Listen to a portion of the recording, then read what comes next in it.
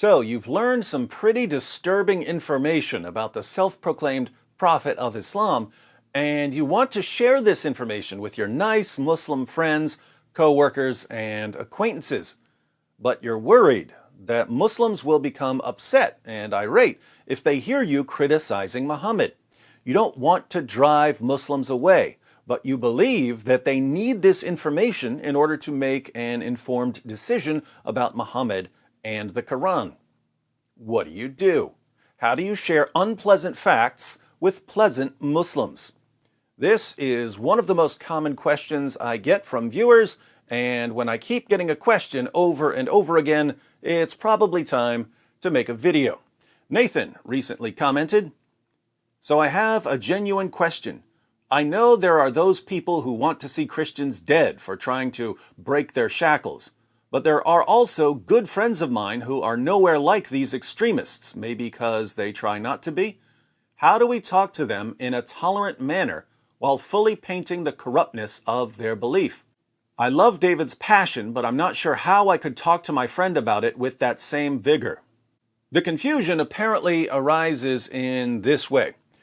David makes videos blasting Muhammad and the Quran, and it's massively effective. Muslims are leaving Islam left and right, and Muslim YouTubers are panicking and scrambling to respond to David's videos. So maybe I should use the same strategy with my Muslim friends. But I know that if I start mocking Muhammad like David does, they're going to get offended and stop talking to me. So, do I do it anyway, or should I avoid talking about Muhammad? Let's clear this up, and I'll give you a simple, easy-to-follow strategy for sharing unpleasant facts with pleasant Muslims. I should point out here at the beginning that the way you see me talking in my videos is not the way I would talk to a Muslim coworker or acquaintance.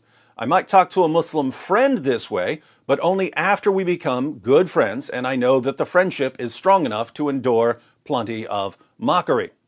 I would also talk the way I talk in my videos to a Muslim who's being a jerk and running his mouth. But that's not the point of this video. The point of this video is sharing unpleasant facts about Muhammad with a pleasant Muslim. Let's compare two conversations. "Hi, I'm a Muslim." "So you believe in Muhammad?" "Yes, he is our beloved prophet." You're telling me that you believe in a man who had sex with a prepubescent girl and who married the wife of his own adopted son after causing the divorce by lusting after her, and who told his followers that they could beat their wives into submission and hire prostitutes and rape their female captives and slave girls, and who tortured a man for money, and who beheaded hundreds of Jews, and who sucked on the tongues of little boys, and who walked around covered in semen? That's the prophet you believe in. What went wrong here? The problem is in thinking that there are only two ways to go about this. Either you don't criticize Muhammad at all, or you dial it up to 10 and start blasting. That's absurd. I talk this way on YouTube because this is a very effective way to do things on YouTube. It's called infotainment. But if you're having a conversation with a nice Muslim, there are much more effective ways of getting the same information across. Now for the second conversation. "Hi, I'm a Muslim."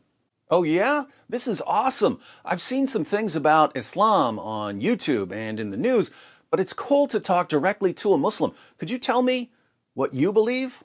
"We believe that God is one and that he delivered his final revelation through the Prophet Muhammad." "Yeah, I've heard some things about Muhammad too, but I'm glad you're here so I can get a Muslim's view. What do you believe about Muhammad?" "Oh, he was the greatest man ever. He was a mercy to all mankind. He's the perfect example for us when it comes to how we should live." Well, it's interesting to hear your perspective, but there are some people who disagree. If it's possible, I'd actually like to get both sides. Could we sit down sometime and you could give me your best case for Muhammad, and then we could go through some of the claims of people who don't believe in Muhammad, and you could tell me why you disagree with those people? Of course, I would love that. Do you see the difference between the two conversations? In the first conversation, the critic was trying to overwhelm a Muslim that he knows nothing about. He had no interest in the Muslim's position, and the Muslim had no reason to think that this person was interested in a serious discussion at all. Why would a Muslim want to continue that conversation? In the second conversation, the critic showed interest in the Muslim's views. He was happy to let the Muslim speak and explain his position. He asked if the Muslim was willing to have a conversation about Muhammad that would involve criticism, and he allowed the Muslim to decide if they were going to continue. If your goal is to get unpleasant facts about Muhammad into the mind of a pleasant Muslim, which of those two approaches do you think would be most effective in helping you reach your goal? Using the latter approach, you can even bring up extremely sensitive information in a non-threatening, non-offensive way. Imagine our two friends at their meeting where they're discussing Muhammad.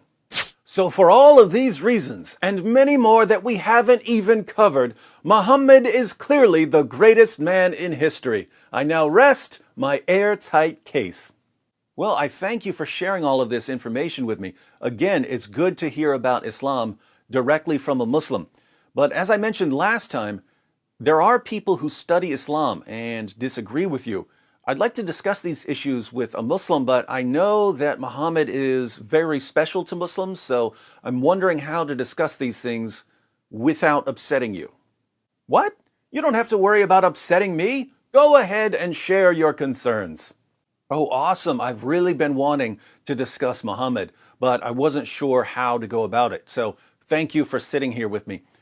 I think the easiest way to do this would be to watch a video that raises some issues. The guy who makes the videos is a jerk, but he puts the sources up on the screen.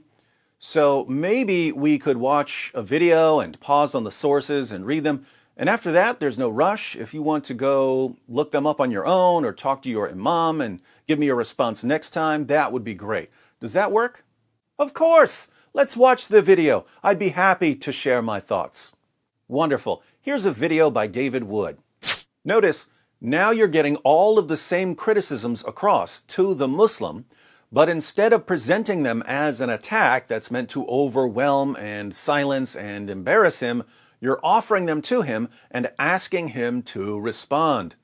It's not an attack, it's an invitation to him to share his thoughts. It's a request for more information about his religion. Now, this obviously wouldn't have to involve watching one of my videos. I used that as an example because I said that this approach would work with extremely sensitive information. You could always read through an article with the Muslim. You could go directly to his sources with him. There are plenty of ways to go about this. But as you go through the criticisms, and you and your Muslim friend are taking notes, he's learning things about his prophet that he's never heard before. Since he's agreed to respond to these criticisms, he's going to have to think about them. He'll probably go and look up Muslim responses to the criticisms.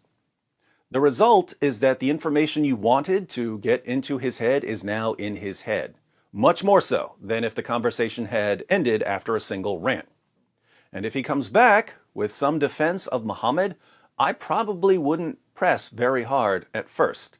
I'd thank him for taking the time to get back to me. But a few days later, I would have another question for him. Hey, thanks again for sharing your thoughts about Muhammad and Aisha. Would you be able to answer another question for me? And so on, until your Muslim friend knows all of the unpleasant facts about Muhammad that he would never in a million years hear from his imam. So, different strategies work best in different contexts. What works well on a YouTube channel doesn't necessarily work well in one-on-one discussions. If you follow the approach I've given here, I guarantee that you can get a lot of embarrassing facts across to a lot of Muslims much more effectively than you could if you came out blasting. Test the strategy and let me know how things go.